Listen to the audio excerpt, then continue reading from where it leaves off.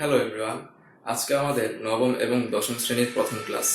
আমরা আমাদের ক্লাস শুরু করব তোমাদের জেনারেল ম্যাথ বইয়ের চতুর্থ অধ্যায় দিয়ে, অর্থাৎ সূচক এবং লগারিদম। তাহলে আসলে আমরা প্রথমে সূচক সম্বন্ধে জানি। সূচক আসলে কি, কেমন? তাহলে দেখো, আমি প্রথমে একটা সংখ্যা নিলাম, অ্যাজ ইউজুয়াল একটা সংখ্যা নিচ্ছি 100। কেমন? এই 100কে আমি কিভাবে লিখতে পারি? এই 100কে আমি লিখতে পারি 10 ইন্টু কত? 10। ঠিক আছে, আবার 10 ইন্টু 10 কে আমি কত লিখতে পারি? দেখো তো, 10 ইন্টু 10 কে আমি লিখতে পারি না 10 two the power 2। That means 10 square লিখতে পারি না? অবশ্যই। তাহলে এখানে এই 10 হচ্ছে আমার কি? এই 10 হচ্ছে আমার বেস, বেস বা ভিত্তি। এই 10 হচ্ছে আমার কি? বেস বা ভিত্তি। আর এই 2টা হচ্ছে কি? আমার পাওয়ার বা ঘাত বা সূচক। ঠিক আছে, তাহলে দেখো, ভিত্তি এবং ঘাত, 10 হচ্ছে ভিত্তি, 2টা হচ্ছে আমার ঘাত। ভিত্তি এবং ঘাত সম্বলিত রাশি হচ্ছে আমার কি? সূচকীয় রাশি। ঠিক আছে, ভিত্তি এবং ঘাত সম্বলিত বা সূচক সম্বলিত রাশি হচ্ছে আমার কি? সূচকীয় রাশি। তাহলে আমার সূচকের মূল কনসেপ্ট হচ্ছে এটাই। ঠিক আছে, কোনটা বেস এবং কোনটা পাওয়ার, দ্যাট মিনস কোনটা ভিত্তি এবং কোনটা ঘাত, এটা আমাকে চিনতে হবে। ঠিক আছে, মানে পাওয়ারটা যার উপর বসবে সেটা হচ্ছে কি? আমার বেস। ঠিক আছে, মানে ভিত্তি। যদি এই কনসেপ্টটা ক্লিয়ার হয়, তাহলে আমি সূচকের রিলেটেড 2-3টা আমার রুলস আছে বা আমার প্রপার্টিস আছে সূচকের, ওইগুলো আমার জানতেই হবে। কেমন? তাহলে আসো, তোমাদের 4.1 যে চ্যাপ্টারটা আছে সূচকের, সেই চ্যাপ্টারের জন্য ম্যাথ করতে হলে আমার 2 থেকে 3টা সূচকের প্রপার্টিস জানলেই হবে। ঠিক আছে, তাহলে আমি রুলস গুলো লিখি।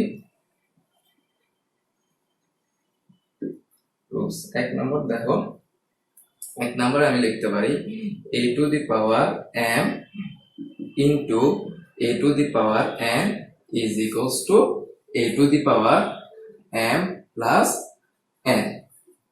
এটা হচ্ছে আমার সূচকের এক্সপোনেন্টের প্রথম রুলস। ঠিক আছে, এগুলো আমরা আগে থেকে হয়তো বা জানি, তোমরা তো এখন অনেক বড় হয়েছে, এগুলো তোমার হয়তো সূচকের বিষয়গুলো হয়তো 7-8 ছিল। দেখো, এখানে হচ্ছে আমার ভিত্তি কোনটা? a, আর ঘাত কোনটা বা সূচক কোনটা? m। তাহলে এখানে ভিত্তি এ আর এখানে ভিত্তি কি? এ। কিন্তু এখানে পাওয়ার কত বা ঘাত কত? এন। আর এখানে পাওয়ার বা ঘাত হচ্ছে এম।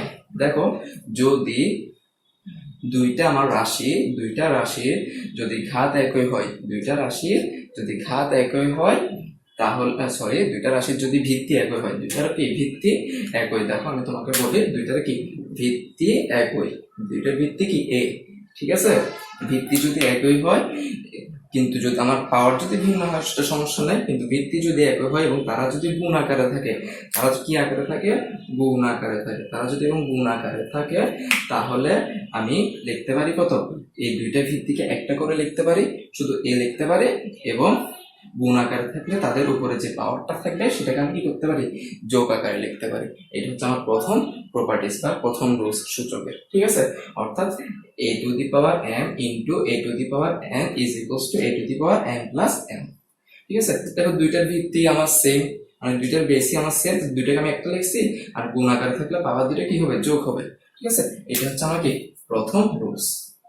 আসলে আমরা সেকেন্ড রুলস দেখি। দেখো, এখানে গুণ আকারে আছে। ঠিক আছে, গুণ আকারের জন্য আমার এখানে কি লিখছি? প্লাস লিখছি।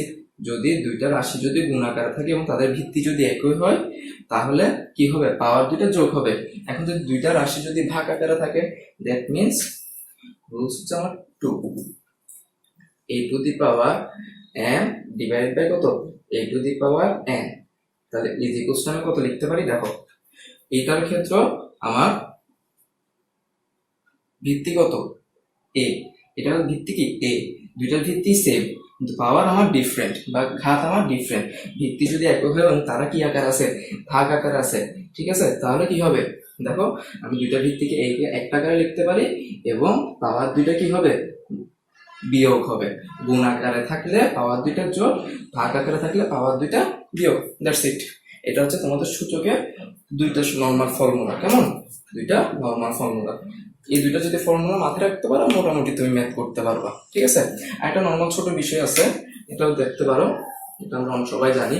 দেখো, something to the power 0 is equals two 1, something to the power 0 is equals two কত 1, মানে কোনো কিছুর উপর যদি আমার ঘাত বা পাওয়ার 0 থাকে সে ইকুয়ালস টু কত 1।